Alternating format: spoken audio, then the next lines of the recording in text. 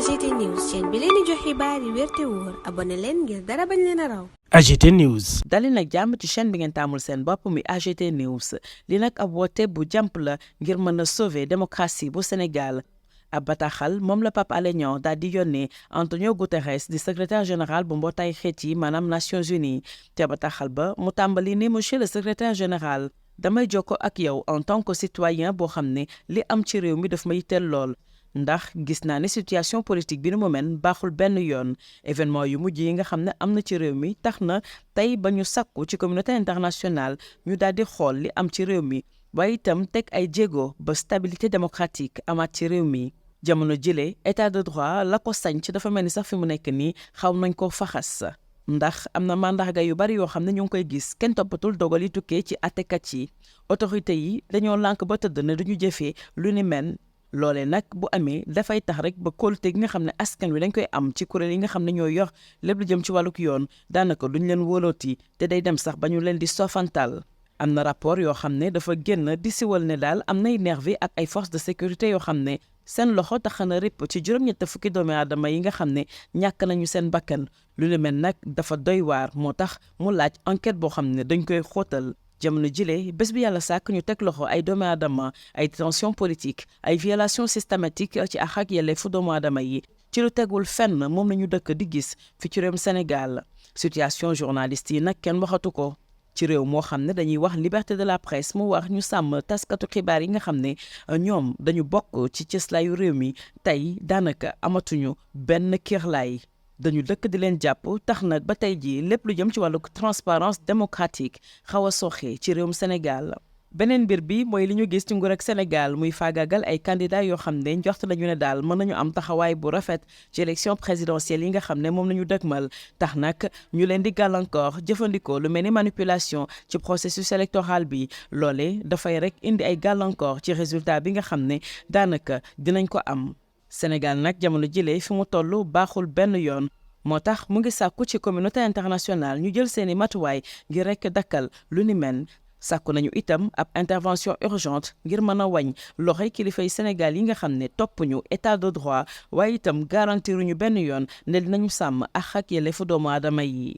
li war mooy rek ñu daal di amal dialogue boo xam ne dañ ciy boole ñëpp ngir rek saafara jafe-jafe yi nga xam ne am na ci réewum Sénégal tukkee ci langue politique gi. Sénégal dafa mérito démocratie bu dëgër boo xam ne nag ku ne di nga ci gis sa bopp moo tax Pape Alé Niang di sàkku ci intervention bu Antonio Guterres lu ko mooy am na njort bu ñaaw ci ëllëgu Sénégal boo xam ne dina am dal waaye itam réew moo xam ne dafa démocratique mu jaare fa daal di jaajëfal secrétaire général bu Nations Unies moom Pape Alé Niang taskatu xibaar nekkit administrateur bu Dakar Matin.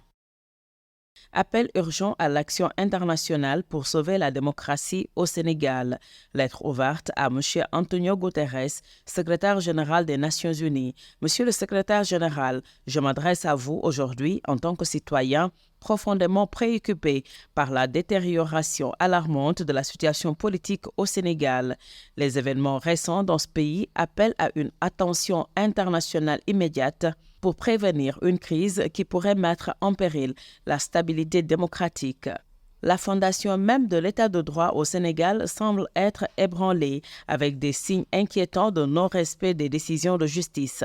Les autorités, en refusant d'appliquer ces décisions, sapent la confiance du peuple envers les institutions judiciaires, jetant ainsi les bases d'une instabilité politique croissante.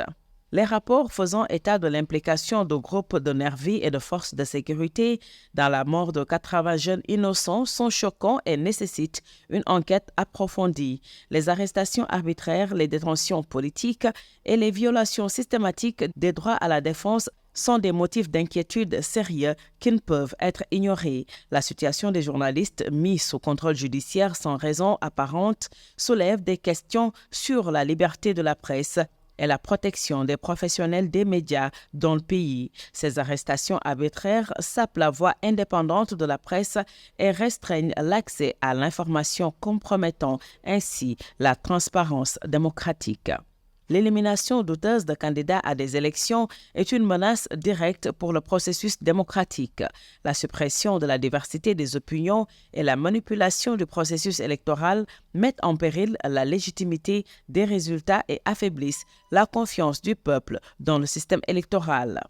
Le Sénégal est actuellement à un point critique, risquant une implosion qui pourrait avoir des conséquences désastreuses, non seulement pour le pays, mais aussi pour la stabilité régionale. Nous appelons instamment la communauté internationale, sous votre leadership, à prendre des mesures immédiates pour mettre fin à ces pratiques inacceptables. Nous sollicitons votre intervention urgente pour faire pression sur les autorités sénégalaises afin qu'elles respectent l'état de droit, garantissent la protection des droits fondamentaux et s'engagent dans un dialogue inclusif pour résoudre les tensions politiques actuelles.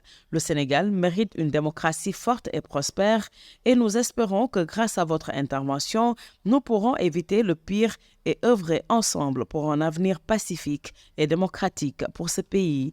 Veuillez agréer, Monsieur le Secrétaire général, l'expression de mes salutations distinguées. Pape Alé Niang, journaliste administrateur de Dakar Matin. AGT News.